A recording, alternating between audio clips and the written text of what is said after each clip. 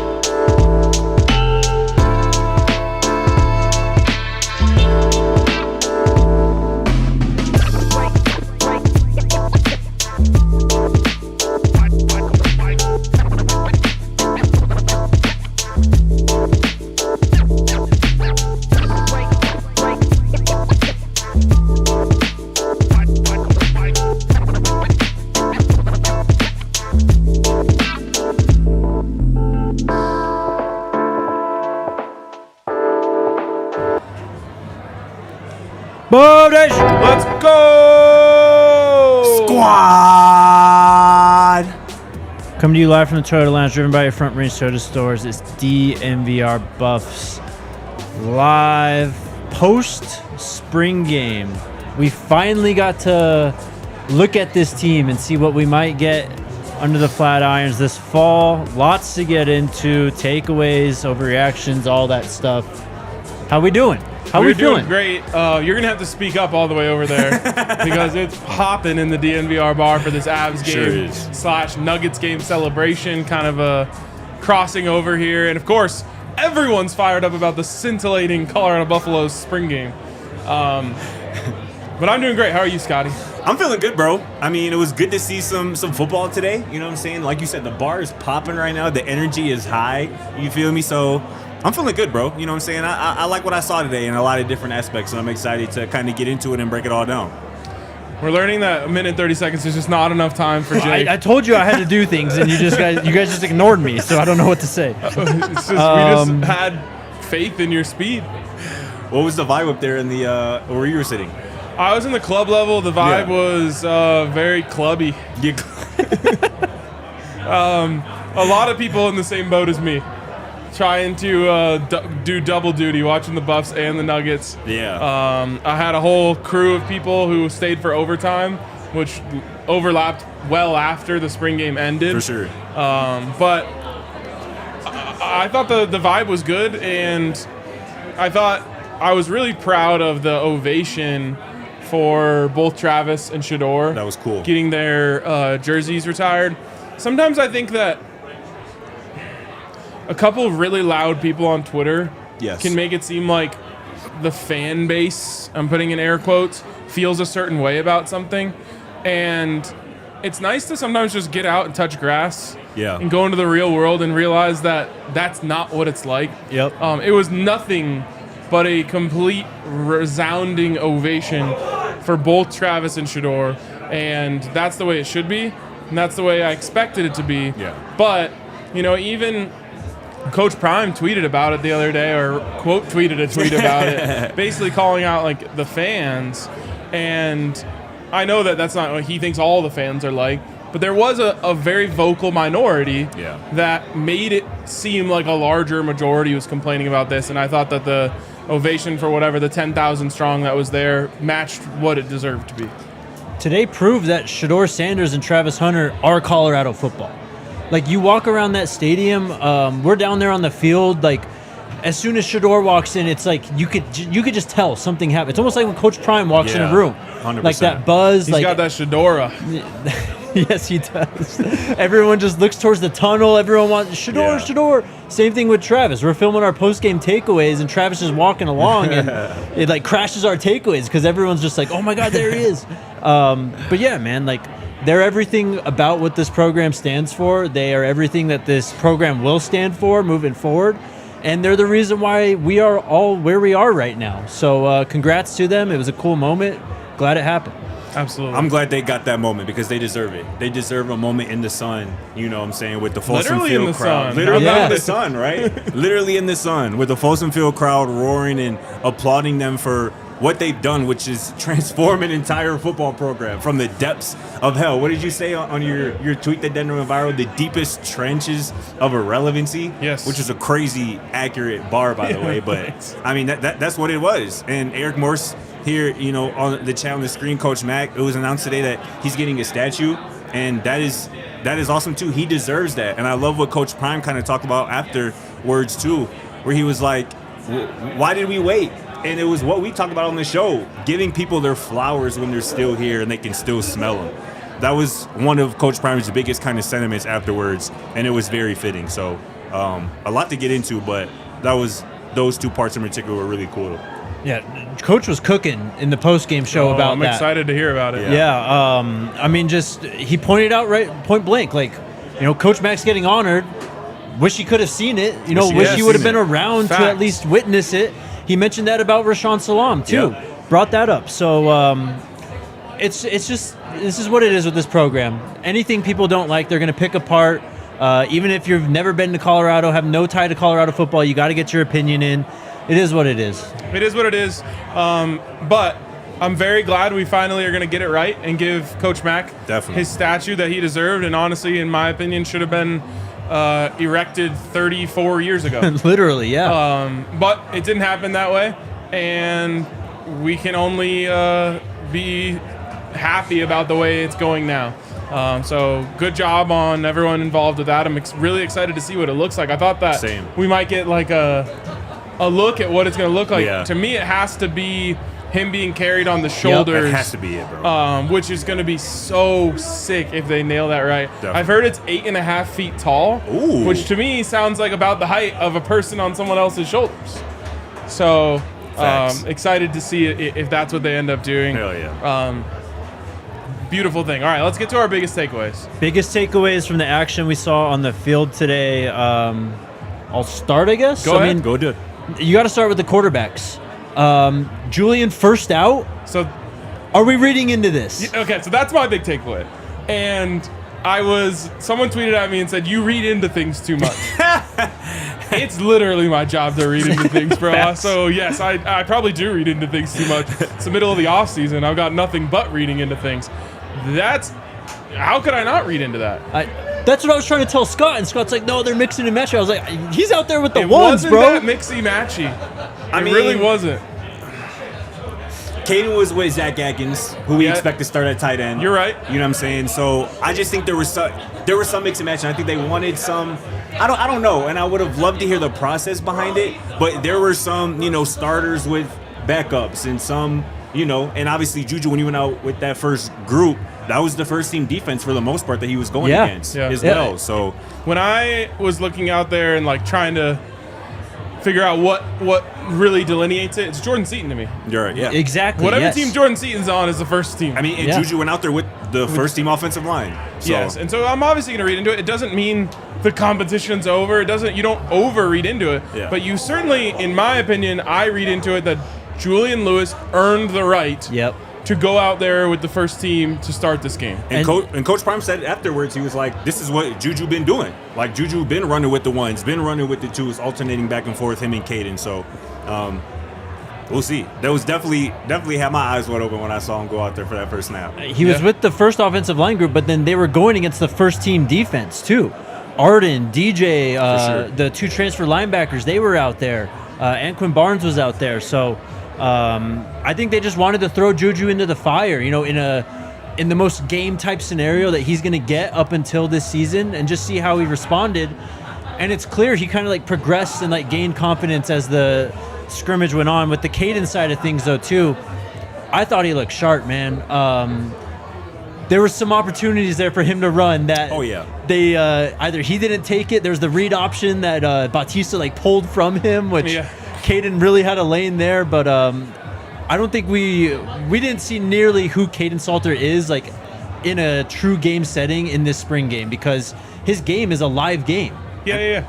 And I think it was designed. We talked about it up in the press box. So I think a few of those times, or at least after the third time where he obviously should have kept it, I'm like, I think they're telling him not to keep the football and kind of keep that part of the rushing offense a bit under wraps here on a national stage. Obviously, the game was televised on ESPN too. So I really like Kaidon. I think just finishing up on Juju, he definitely seemed to get more comfortable as the scrimmage went on. Like that first, 3 series, let's call it, was a bit rough, but that's expected when you're going against, again, that first team defense. But he seemed to really settle in. You can tell a live arm, like you said. But with Kaidon, I mentioned in kind of our takeaways video, I want to say half of his attempts were like design rollouts, getting him on the run out of the pocket to throw the football. And that has to be the identity, I think, of this passing offense here in 2025, because Kaidon's ability to throw on the run, his mobility, his athleticism gives this offense just a different wrinkle that it hasn't had. And it's going to need, I think, without a Travis Hunter out there. You know what I'm saying? So sure. I think Kaidon really impressed me today. And much like Juju, he got more comfortable, you can tell, as the scrimmage went on. I think he led the longest drives of the game. Yeah, he did. Obviously, granted, we have to mention that most of that was against the second team defense, which is to be expected, but he was playing behind the second team offensive line and with the second and third team receivers and whatnot. So, like I said, I think there was some mixing and matching, but nonetheless, I think the gap between these two is not large, and it's still not large at this point, which again bodes well, I think, certainly for Juju, but I think we really like where Kaidon's at right now. As far as comparing the two, I think it's very fair to say that Kaidon looked more comfortable, but how could he not? Right, exactly. Exactly, yes. Juju mentioned after that he had a little anxiety at the beginning, and he kind of settled in, which is to be expected. And that was great to see him kind of slowly settle in and feels like a conversation we were having about Jordan Seaton. That's exactly where I was going to go with this at the end of it. Jordan Seaton, who was an All-American, did not look comfortable in his first spring game. In fact, the first couple plays got worked by a walk-on while he was out there. And so that was, I think, to be expected. And this will be the last thing I'll say on the who went out first type of thing, because I know the comments are saying, Unk said not to read into it. You just can't stop me. You can't stop me from reading into it. I'm going to read into it. If it had been the other way around, I think it would have been less newsworthy. For sure, absolutely. Because that's the senior, all that. He's done it a million times. For sure. A little bit of like seniority goes there. For it to be the other way to me is I'm going to read more into it than I would have the other way. Right. Hell yeah. Do we have another takeaway then before we hit this break? Something else? I've got some other takeaways. I don't know if they should be helmet stickers or how we're going to do this. Yeah, I got a handful of other stuff we can get into. Okay, quickly. No, we don't want quickly. Let's hit the break. All right. Smack the break upside the head. Yeah, take a break. Shout out to the homies over at Coors Light. Coors Light. I mean, I'm sure you can hear the background noise right now. It's popping out here at the DNVR If I were to bar. just count all the Coors Lights I can see right now. What would you set the over-under at? 40 and a half? Coors Lights out there I right can now? only from my view see 17. We're that over smashed, but come hang out with us over here at the DNVR bar. Get yourself a Coors Light. We got them in the silver bullets. We got it on draft. We also got the stubby banquet bottles as well. Make the most out of the times you choose to chill. Choose Coors Light. Get it delivered straight to your door with Instacart. Visit CoorsLight.com/DNVR. Celebrate responsibly. Coors Brewing Company, Golden, Colorado. Oh, sorry. Monarch Money. I had another takeaway. Shout out to our friends over at Monarch Money. What a great app. And something that we all should probably be doing a better job of is knowing where our money is going. No doubt. It's, sometimes you just get to the end of the month and you're like, where'd all my money go? Monarch Money helps you keep track of everything. Are you spending too much on DoorDash? Are you spending too much on, groceries? Who knows? Are you spending too much on... It's the thing that people spend too much money on. Buffs memorabilia. Buffs memorabilia. They can never spend too much money on that. But Monarch Money does a great job of helping you track that. And it's the best in the business when it comes to tracking your budget. Actually named the Wall Street Journal's best budgeting app of 2025. So check out our friends over at Monarch Money and use the code DNVR at monarchmoney.com for half off your first year. That's 50% off your first year at monarchmoney.com with code DNVR. I'm going to hop on the road to take away Zach Owens. Zach Owens got to start at left guard right next to Jordan Seaton today. Again, last year was maybe a bit of an afterthought when he transferred in from Clemson. Yep. I asked Jordan Seaton about him today because obviously he lined up right next to him, and Seaton was just gushing about Zach Owens. Said that he brings the energy to the offensive line room.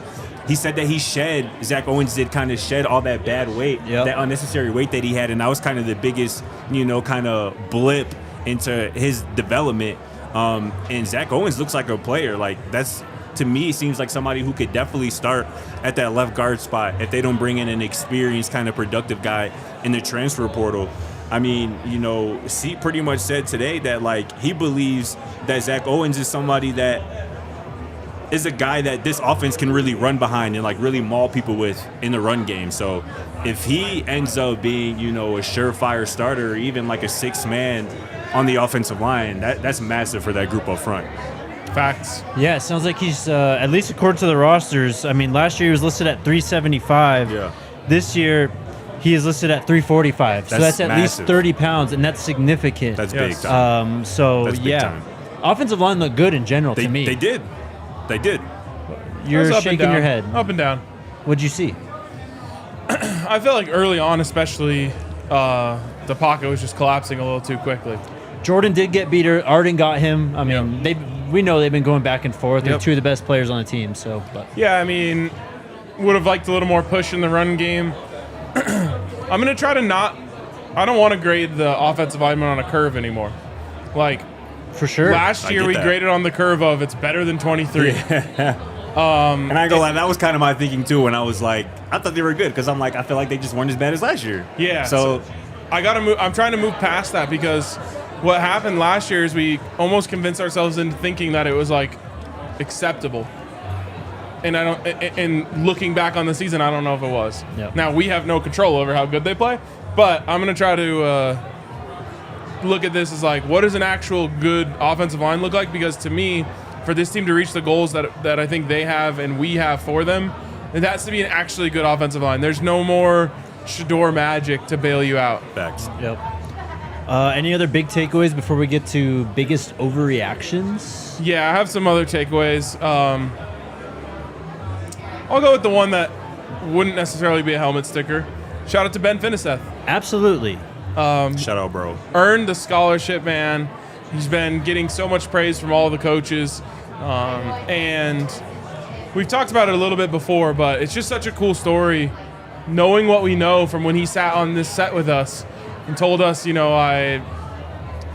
questioned, if he was going to stick with it in terms of football. Yep. He questioned how good of a teammate he was, and he made a concerted effort. Like, if I'm going to do this, I'm going to do this, and I'm going to be the best teammate I can possibly be. And he's obviously become that and much more on this team, and so super proud of him and happy for him to get that scholarship. Bro, he told a fire story after the spring game where he was talking about he didn't have no offers, obviously. He was a 0-star. He had D2 offers. He said he took a visit to Colorado School of Mines with his dad, and when they were coming back, he was like, Dad, can we just go to CU's field? Like, I've never seen Folsom Field. So he said him and his dad went there. They drove there. They kind of peeked through a little open slit in the gate or whatnot. And Ben Finneseth told his dad right then, I'm coming here.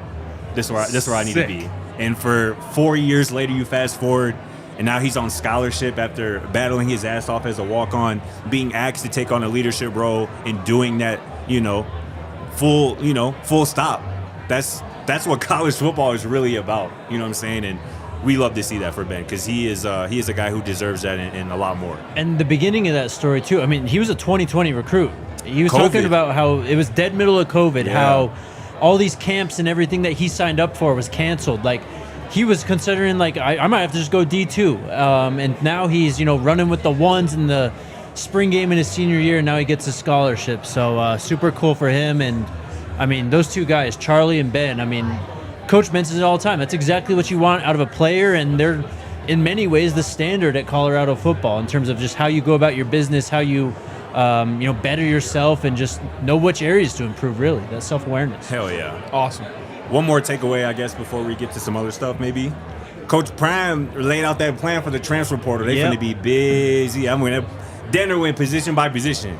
Coach Prime said he wants to add defensive tackle, linebacker, safety, 2 corners, a receiver, a grown man, specifically at receiver, he says. 2 running backs, tight end, a guard, a tackle, and 2 centers, which is damn near the whole team. But you feel me? That's what's got to be done. You know what I'm saying? I'm expecting there's going to be some additional transfer portal exits out of Colorado. We just had one right after the spring game. Jay Gardenhire is going to enter the transfer portal, the freshman offensive tackle. So I'm assuming there's going to be more exits, which means there is going to be more entries from the transfer portal here to Colorado. And Coach Prime clearly has a plan for what positions he wants to target specifically. All right, I've got 2 more takeaways. First one is everyone relax a little bit about the play calling. It is designed to be vanilla in the spring game. It's on ESPN2. Everyone can watch it. You don't want to give your week 1 opponent any more than you need to give them. And so it was very lame. That's what spring games are. They're lame. And so that's one thing. I will say it felt like they maybe were like, let's get Julian 1. So they let him run that RPO slant, which was sick. That was nasty. Great throw. Great throw. But and then the other one that I had was the defense.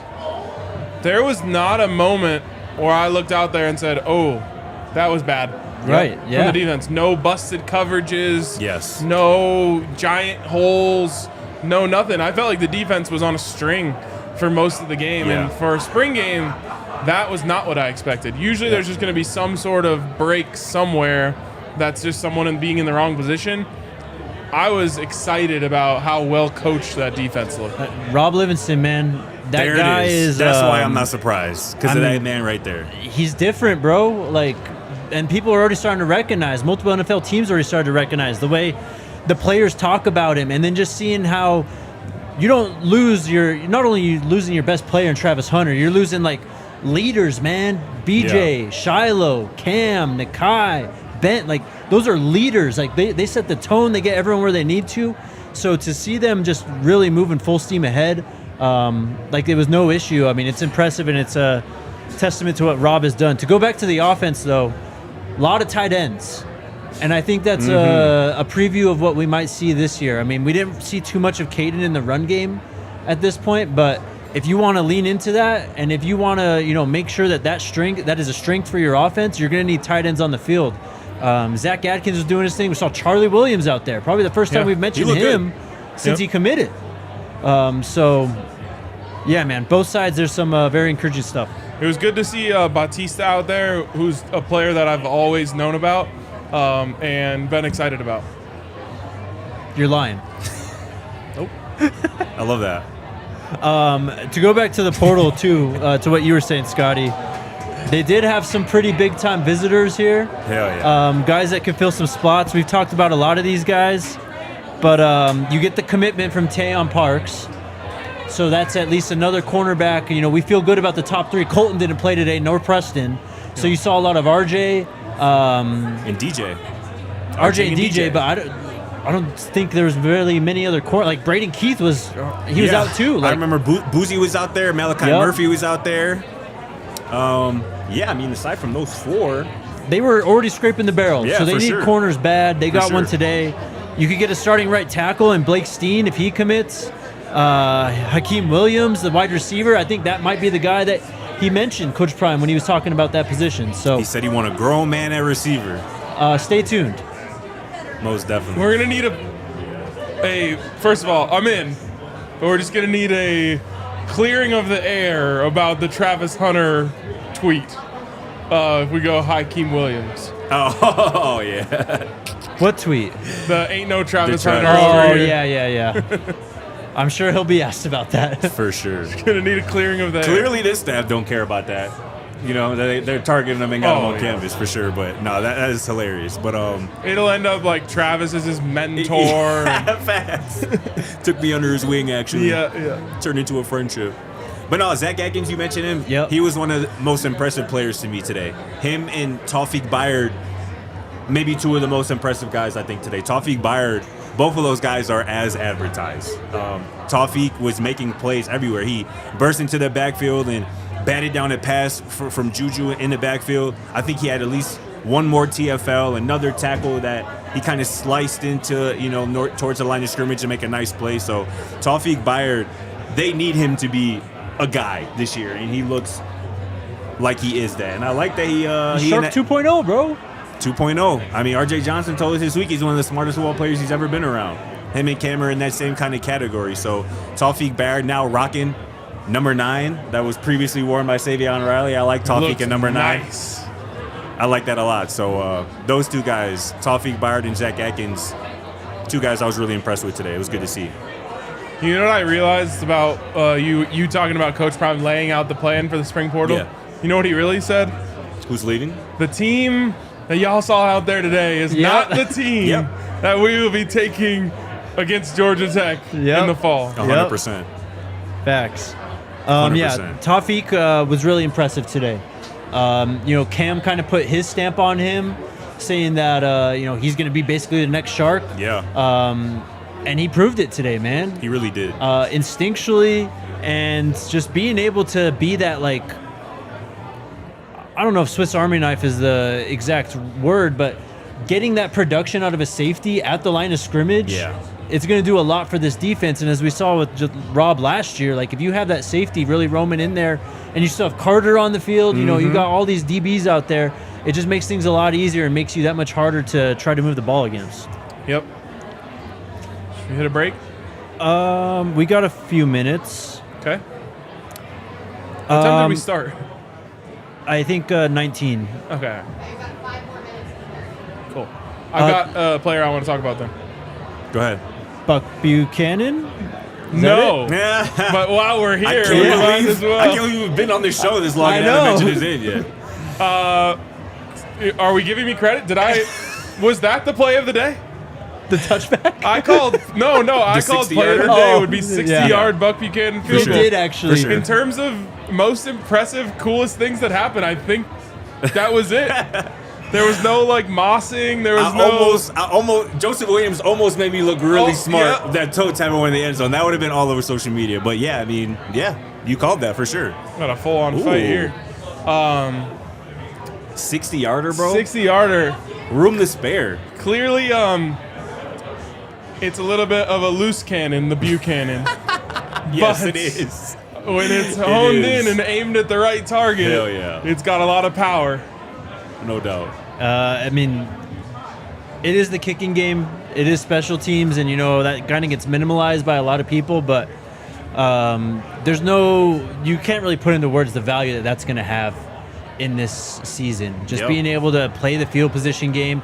I mean, shoot, if the offense stalls at the 40-yard line and you send Buck out there to kick a 60-yarder, I mean, why not at this point? Because that had distance to go too, and I know there was no rush and all that. I get it, but Good from 70. his leg is for real, man. Yeah. And that just wasn't an option that this team has had the last couple of years. You know what I'm saying? When you get plus 50, you're pretty much in 4-down territory because of the kicking situation.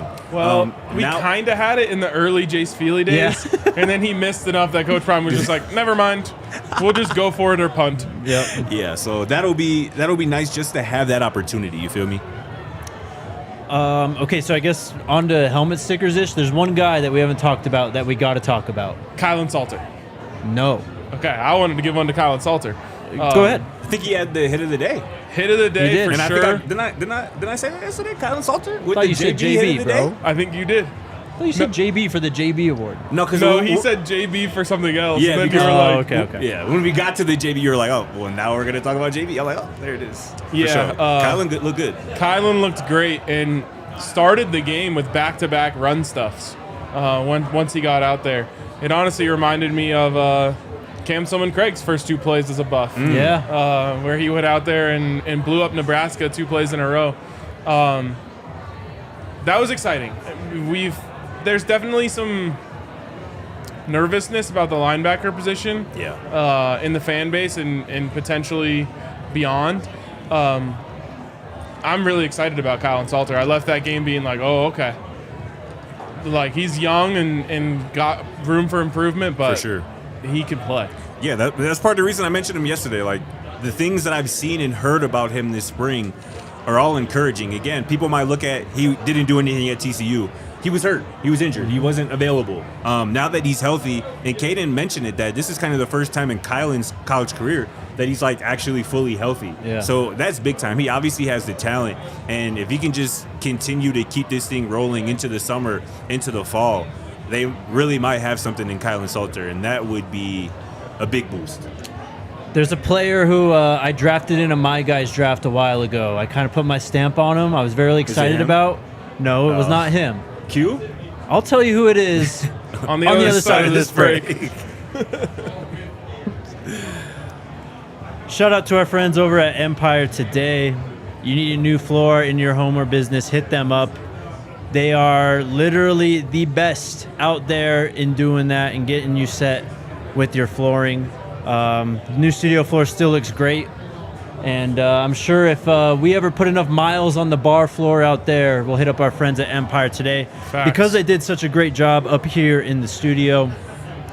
They're professionals, man. They're quick, efficient, and they know exactly what they are doing. So no need to play that game when you go to other big box hardware stores or whatever, wondering if the person helping you actually knows what they're talking about. Empire Today, it's what they do. It's what they live and breathe. And you can schedule a free in-home estimate, because some things are just better at home. DNVR listeners can receive a $350 discount when using the promo code DNVR. Again, that's a $350 discount with code DNVR. Some restrictions apply. Visit EmpireToday/DNVR for full details. It's time we talk about something brand new at DNVR. Yep. The Ball Knower bonus. Listen, y'all can win a gift card to the DNVR merch store if you make your pick correctly. Here's how it works. Listen to me. First, you make your pick. Then you place an order in the ALLCITY merch store, a minimum of $25. If you pick correctly, then you get a gift card to the merch store for the same amount as your original order. So you can double up. One important thing though, you must click the link in the chat or in our show notes to qualify for the gift card. So this week, we are picking where we think Travis Hunter will be drafted in next week's NFL draft. Option 1 is the first or second pick. Option 2 is the third pick or later. I'm not sure. That's up to you. Y'all decide. Y'all let me know. One or two For sure. He's going And second to Cleveland. if you pick that right, Travis's draft position right, you could go on the DNVR store and get you a Travis Hunter DNVR shirt. So again, for all ball knowers, make your pick, then place an order. If you pick correctly, you're going to get a gift card from us for the same amount as your order. That's the Ball Knower bonus from DNVR. All right. I hope Heaven's Demon's in the chat, because he always asks about him, and I've been waiting too. I think it's Quincy Wiggins season, boys. Oh! I think it's finally time. Wow, I'm wigging out, bro. He was out there with that first team defense playing edge opposite of Arden Walker. And when we asked Neely about him yesterday, I mean, they've been waiting on him, because you look at him, obviously, and it's like, oh my God, like, this is a first off the bus type of guy. And if he could just put it together and, get the mental side of the game down as well with his assignments and everything, he is going to be an impact player. We saw him out there with the starters. For sure. He was getting around tackles. He was, getting some pressure in there, playing in the run game. I think it's time to finally get excited about our guy, Quincy Wiggins. It might be, bro. Coach Prime said afterwards that Coach Prime gushed about him, too. He said he looked like Tarzan. Yep. If we can just get him to play like Tarzan, it's going to be scary. And that's what it is. He has all the physical tools, and it seems like he has the mental capabilities, too. I think on Uncle Neely's, one of his videos this week, he showed Coach Prime kind of getting the green dot in his head during practice. You know, that's for somebody at edge, right? You usually have that a linebacker or somebody who's the quarterback or defense in the secondary, but, they wanted to get that kind of mic in his ear to kind of slow things down a little bit for him and kind of make sure that he just plays faster without thinking so much. So if he can just unlock that part of his game, Quincy Wiggins is going to be a problem. Unk had such a bar yesterday when we talked to him about it. He said the day that he plays like he looks, the football world will crumble beneath his feet. For real. I've been thinking about that ever since. It was just such a bar. Hell yeah. Man, what a win it would be for us if Quincy Wiggins breaks out this year. Swear. Need it, especially with Tajay gone now. I mean, they're going to recruit. We got Jakai Lang on the visit. We'll see what he decides. I'm sure they're going to go after another one, but maybe that's a reason why Tajay left too. Quincy was just balling out in spring practices, and he's going, well, shoot, I don't look like that. Like, yeah. How about helmet sticker for, getting used to saying it this way, TJ Branch? Yep. Who, maybe he had the play of the day. Am I getting unseated here? For Buck Buchanan's 60-yarder, diving interception. Yeah. Kind of a sick play. He smacked somebody too. He put pads on somebody too on another play. He did. For sure. That would be great. We give it helmet stickers. I'm gonna continue with Joseph Williams, who again I mentioned earlier almost had the highlight of the day with the toe tapping catch in the corner of the end zone. Couldn't hold it down, but every other time he was targeted, he made, he came down with the ball. He made a nice catch on our sideline in front of the press box. On a nice throw from Kaidon Salter. And both quarterbacks were asked about Joseph, after the spring game, and they were both just obviously very complimentary of Joseph, what he's able to do from a contested catch situation. So, Joseph Williams was really impressive to me. Again, this is a American Conference Freshman of the Year last year, who only really came on the second half of the season. So in a kind of a crowded receiver room, I still think Joseph Williams is, nearly as good as anybody. For sure. Other helmet stickers. You know what? Helmet sticker to Yo-Yo Atia, man. Yeah. I think he's actually making some noise in that center competition. Coach Prime said he wanted to add maybe 2 more. Yeah. And I think, we'd all probably say that Yaya's got a way to go, right? For sure. He can get a lot better than what he is right now, but to see him, working with that group, I think that's exciting because he was obviously a raw player coming in, and now you're already starting to see some dividends from that move. As we're giving out helmet stickers here, I feel like we have to answer a question that I don't immediately know the answer to. Who got the Offerdahl Harge Player of the Game? Yeah, I don't. Tawfiq did. Yeah. Okay. I love that. I would say Tawfiq or Zach. Yeah. But I So would give it next to year is it Tawfiq. the Offerdahl Harge Thomas? Bayard. Or Bayard, Bayard, yeah. Yes, it is. Yeah. Offerdahl Harge Bayard Player of the Game award. It rolls right off the tongue. Spring Player of the Game. Like that. Dallin Hayden ripped off the longest run of the He game. did. That Yes, was good he to did. see. He looked a bit explosive in his limited touches. We like to see him continue to come along in the passing game, but he looked really explosive carrying the football. Yeah. And again, with obviously Isaiah Gustav hitting the portal last week, I think at this point he kind of looks like the lead back. Again, Coach Prime mentioned that he wants to add probably 2 running backs. Michael Welch wasn't suited up today. Charlie Offerdahl wasn't suited up today. So it was kind of Dallin and, Arcade's guy Titus Bautista and Christian Sermon and whatnot. Yeah. But Dallin looked good, so that was good to see as well. I'll shout out Cam Michael. Oh, yeah. Just good to see him out there, Yes, man. definitely. I mean, we were all really excited when he committed, and I was hoping to see more of him at running back. Maybe even more. I know Julian missed him on a deep dot down on our sideline. Yeah.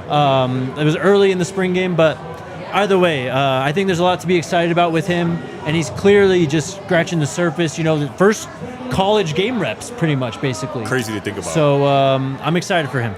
I just realized I think the most exciting thing I saw all day, and that was in 7-on-7 when Quentin Gibson got the ball in his hands in open space. Yep. And just started putting on the moves. His short area quickness is going to make some highlights this year and beyond. I think somebody mentioned in the press box to me, he's got rubber knees. them things get up and they get down and they are like elastic. Yeah, he is going to make some people miss. And it can be really explosive, potentially in a return game too. So that's exciting. To go back to the tight ends too, just being down on the field, this is just like, I don't know, on-site impressions. Yeah. Corbin Lazier Yeah, does bro. not look like a freshman. He is massive. Like I you would didn't notice. think, because he's more of like a pass catching, like more of a thin kind of frame. Nah, bro looks like a college football tight end already. Brandon Hood had some plays. He didn't really get to get out in space and really show what he's capable of. But there's still reason to be excited about him. I mean, he's going to have something to say about this running back competition, even with whatever they add in the portal. We mentioned, Seat was asked after the spring game just about leaders, who's kind of emerged as leaders on this team. And the name, or one of the names that he mentioned that we haven't talked about yet today, because he's already kind of ascended into the top cream of the crop of this team. That's Zy Crisler, right? Yep. Locking things down at right guard.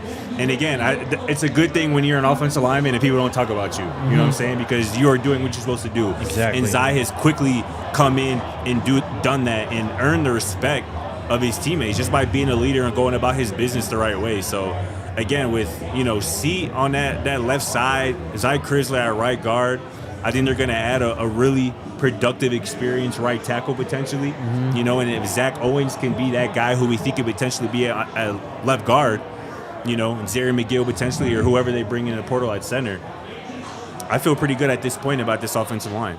Another guy, kind of like Zy, who I think we're just like accepting as like one of the better players, leaders on the team, and that maybe we don't talk about. I mean, he got a sack on Jordan Seaton. That's Arden Walker. I mean, we've seen the progression from him over the last 2 years, and now this year he's getting into this leadership role. He's going to be starting on the edge too. And he's talked about it, and Jordan talked about it today. Those two have been just going at it all spring. For sure. Iron sharpening iron. We already know what Jordan is projecting to be, right? Yeah. He's obviously got 2 more years left. There's a lot for him to go before he ends up moving on to the NFL. But Arden Walker, man, I mean, we got to start talking about him more as a true impact player. Oh, yeah. Because just seeing that play, that sack off the edge like that, just wait till he plays against tackles who aren't as good as Jordan Seaton. Facts. Great point. I had another point that I just forgot. You're distracted. I am distracted. You guys are going to have to carry me to the end of the show. Oh, it was a message for Westmont in the comments, and anyone else who might be new. We read Super Chats at the end. Yes. Yeah. So if you have a Super Chat, we'll always get to it just at the end. Most definitely. Yep. I mean, also, too, we've mentioned the linebackers, right? But to me, it was good to see that Reggie Hughes and Martavius French were the first 2 linebackers out there with that first team defense. I think ideally those are the guys that you start at linebacker with, kind of Jeremiah Brown and, Kylan Salter, potentially Jalen Wester behind them. But if Reggie Hughes and Martavius French end up being the starters and being the guys that they were recruited here to Colorado to be, that's going to be massive for that defense because they're experienced guys, and I think they need kind of that leadership at that second level of the defense particularly. So it was good, and they were making plays too. Like Martavius in particular was really getting in run fits. He was turned after he was making plays and whatnot. So that was really good to see. And I believe Martavius had a nice play in the run game. Yeah, definitely. Yeah, that's a good Alpine Garage. Cam Michael was the very first person out on the field today. That was cool to see. He was ready. That boy was trying to get to it. That was like me when I sat down here in the studio like an hour before our show. For real. Bro, I don't know if I'll ever forget, bro, when I came around that corner, bro, saw you in that seat just I'm locked. Like, damn, is this thing on? For real. I got some shit to You say. literally had the mic like in position, I swear to God. That was so funny. Alexander McPherson, I thought, looked nice today. The frame and the body, he's just ready. That does not look like a true freshman out there. It's almost jarring to see and to think that, wow, this guy's been here for like 4 months. He's got 2.5 more years of playing college football at least before he moves on to the next level. I thought he played the run really well. He had some reps. I was watching one-on-ones on the other side. He had a good one on Carday. He's just going to be a monster. I didn't see much from London Merritt. I don't know if you noticed anything, but both of those guys are going to be such a factor this year. You got to get excited about them. Hell yeah. Any other standouts before we get to the chats? Moments? Quanell had a chance to moss someone. Didn't quite come to be that, but yeah, go for it. Too many penalties, I would say. Yes, absolutely. So many penalties. And we kind of mentioned that after one of the scrimmages, right? That we heard that there were a lot of penalties during then. But it obviously bled over into this spring game. And it's bled over from last year. They were the most penalized team in the Big 12 last season. And it's just not a good start. But Coach Prime, I asked him about it after the spring game, and he kind of put his stamp like, I will make sure. Yeah. One, we are not the most penalized team, but we are going to improve in this discipline category because it's going to cost you games at some point. Yeah, I mean, it has. For 2 years. It has. That's got to get fixed. I think it will. Because, again, it's nice when you're putting an emphasis on it now. It'd be too late week 2 to be like, we got too many penalties. We're in the same spot. You got to start addressing it and making it a fabric of your program that you're not going to be a highly penalized team like you were each of the last 2 years. I like that there's an emphasis on it right now. I think that's all I got just from looking at the roster. Are we ready for the chat? Let's do it. Chatsky. To the Toyota chat we go. What's up, Ivan? What's next, he asks. What positions do we need to attack in the portal after what we saw in today's action? Everything. Every team. We already spoke about it. Do you have the tweet still? Do you want I got it. Coach Prime, according to Coach Prime, defensive tackle, linebacker, safety, 2 cornerbacks, a grown man at wide receiver, 2 running backs, a tight end, a guard, a tackle, and 2 centers. So they're going to be active. We've heard that they want to add close to up to 15 guys in this spring transfer portal. They already have 3 locked in. So I would expect, around 12 more additions. And those are the positions you could expect those additions to come from. Definitely. Hello, Nicole. She asked, why didn't Staub get throws? Is that the norm for spring ball? Okay.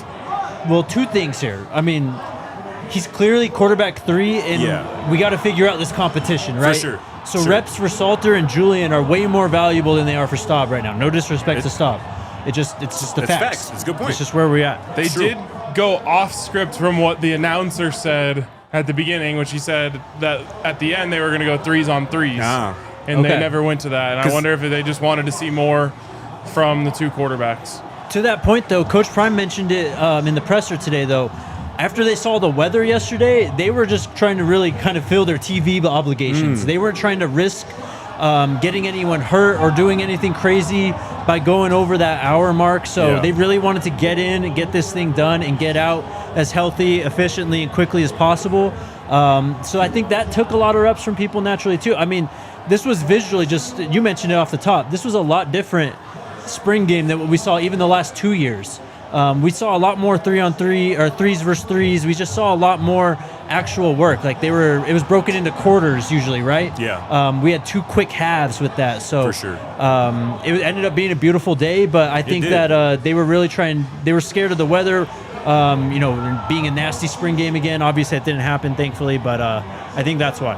Thank God for the good weather, man. What a blessing that was. It was so beautiful before the game actually started. It was. It really was. Thank God for that. Andrea, Tawfiq Bayard, how did he look? He won the Offered All Harge Player of the Game. The Offered All Harge Bayard Player of the Game. He got a new award named after him. That's how good he looked. That 9 looks just right. It does. It just fits. Yep. Hit the thumbs up button. Subscribe to the channel. East Coast Kev. All right, here we go. Colorado's O-line did look good, but the defense will look even better when Coach Prime hires T-Cal. From Buffton Prime. It's time to turn things up a notch. T-Cal's been cooking, man. Shout out T-Cal. He's in the chat earlier. Yeah. Squad. Kev again says, that's right, Coach Prime. Break off some of that 54 mil and get T-Cal on staff to be a real talent evaluator. Fuck that bullshit. Chill, Kev. Why you in Prime pockets, Kev? Get out his pockets. Chill. Rob with the super chat says, team looked good today. Just need 7 to 9 more dogs. T-Cal found 20 absolute gems in the portal that can help see you immediately. Hashtag hire T-Cal. It's a movement. It's a fire hashtag. T-Cal's cooking. Eric with the $50 super chat. Thank you, man. Appreciate it. Bummed I didn't make it today, but I'm so thankful for all you folks at DNVR. I'm thankful for you, bro. I feel so blessed. My family is healthy, doing great. I get to see Shedeur and Travis as buffs.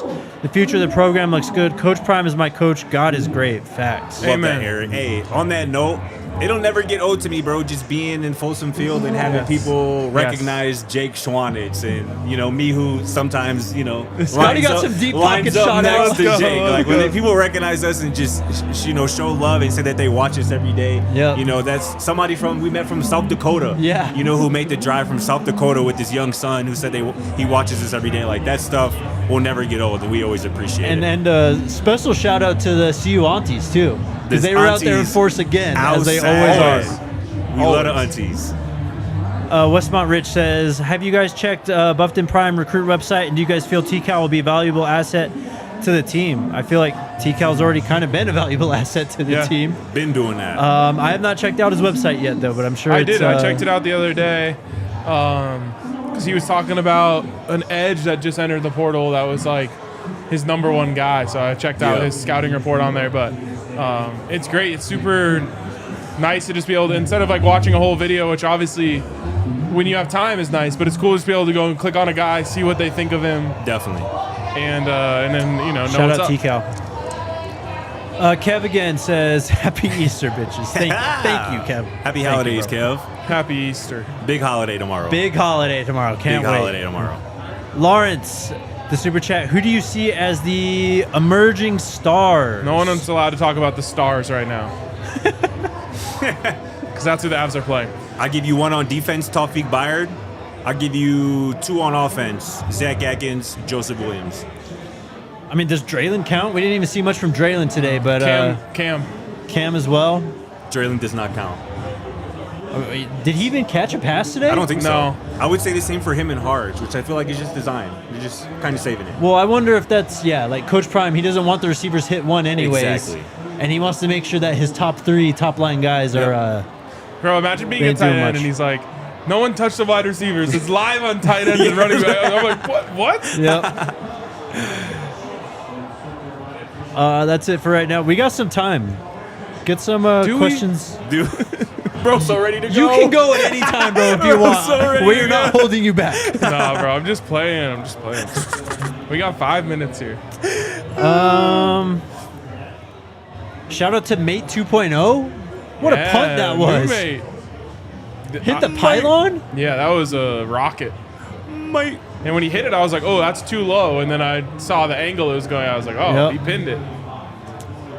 Some press conference stuff. Oh, yeah. Coach Prime really spoke highly of the defensive line. Obviously, the defense was pretty standout. That defensive line is going to be tough, as we all knew and projected, but he's very excited about it. Again, on the penalties, he said that's personnel as well as discipline. We're going to fix that. We will not be the most penalized team in the Big 12 again this season. I'm putting my name on that. So he put his name on it. Stamp it. He shouted out the special teams. He kind of mentioned that when we asked him on Thursday about the portal. Yeah. He said, well, everything. good there.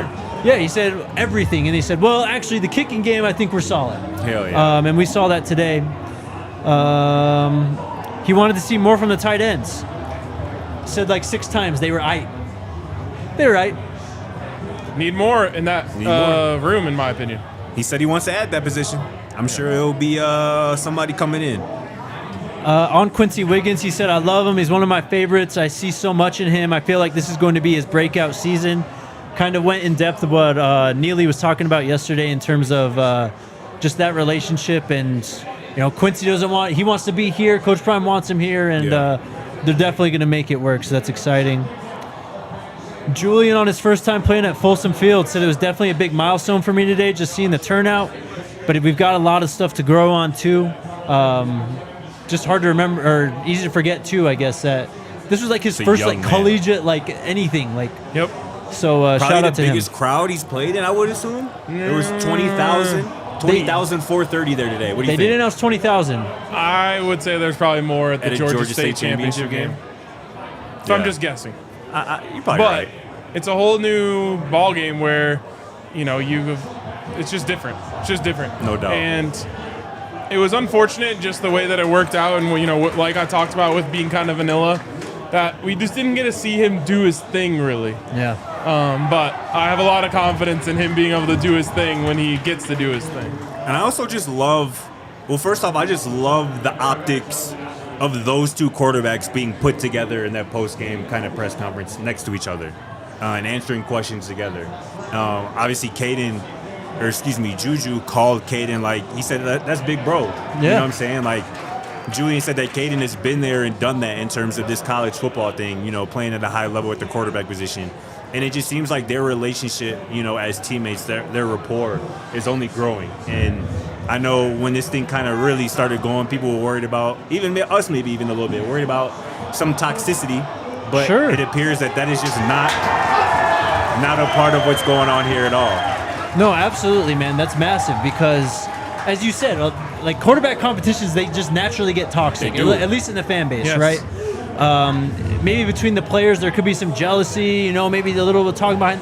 I don't think there's going to be any of that with this. Like, there's true respect and I Yeah. think admiration for each other's games. I mean, even when Kaidon was asked something about the offense, and he's like, you know, there might be more run plays for me. Juju's just like, yeah, like I get it, type of thing. So, and there was a couple of times too where like Juju like be asked a question and like he was maybe a little unsure of how to answer, and he could just defer to Kaidon. Be Yep. like, you got that one. Yep. And like, I think Kaidon could turn out to be one of the best things that could possibly have happened for Julian's development. Because if you just think about the fact that if Julian commits here and this staff is just fine with rolling with Julian out as a true freshman, like, he's You still don't a know what kid. you don't know. You don't know what you don't know.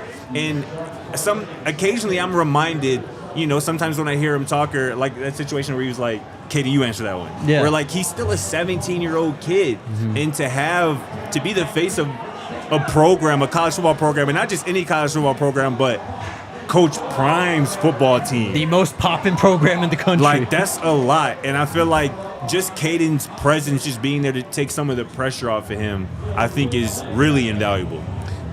There's people saying something about Coach Prime said something that the quarterback that went out first was something to do with discipline.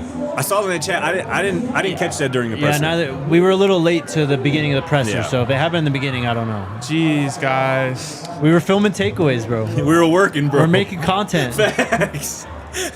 Can't trust these guys with anything. This was interesting. Jordan Seaton. 2 days ago, when Cash Cleveland entered the portal, he put out this tweet: "Sports crazy now. Can't even build a true brotherhood anymore. Too much. I am me." Wonder and what he he was was talking about. basically asked about that tweet in the post-game presser today. And he, you know, went in talking about it. This is just part of the quote. I don't have the full thing because he went on for about a minute. So I'd encourage you to go check it out on our YouTube channel. But he says, touchy topic. Not saying that I don't like where the state of college football is at right now, but I feel like some people take advantage of where it's at. I feel like some people try to take an advantage of the opportunity these people give us. Wow. Yeah. It happens. Yeah. It's truth. Facts. I think he literally said, too, which is a great saying. He was like, give an inch, take a mile. Yep. That's how some people are. That is absolutely true. Yep. That's pretty much it from today, man. We got a couple more super chats here, but it was just so good to be back in Boulder at Folsom Field. It was, man. I mean, the field looked incredible too today. Like walking into the stadium, their sun was actually out and stuff. Like The flat irons just perfectly Yes, frosted. Yep. Frosted. Beautiful. just a beautiful day. Cisco used to with the super chat. Buffton Prime, T-Cal #1 film boy. Film Shout out boy. T-Cal. This reminds me of like on Twitch. I think they call it like a raid where everyone sends people from their Yep. channel Yep. over. We're getting raided. Lawrence says, can you explain why Juju started? It's rumbling something minor happened, and yes, T-Cal should be on staff. We just kind of touched on it. I wish I could tell you right now. I'm sure I'll find out shortly after the show. That All right. is it. And damn, I mean, that's spring 2025 right there. Wow. That's it. Came and went. For real. I feel like it was just yesterday. We're like, spring ball starts next week. I know. It's almost here. And then already 7 practices in. And now it's over. That's all we have to talk about from now until week 1. Actually, Yep. fall camp. But We'll be pretty NFL draft heavy, I'm sure, this next week. yep. Obviously, Thursday is the night. Yeah. Coach Prime was even mentioned that in his post-game presser too. He's up very clearly looking forward to it, I'm sure. But You know, he about that, he kind of, I think, impromptu mentioned the Lamar Jackson situation. He did, right? yes. He was like, he was recently reminded of Lamar Jackson's draft night where he thought he would go high, and obviously there's that, you know, that video of him like damn near falling asleep, like, right, you know, with his mom at the draft night, you know, waiting to get drafted.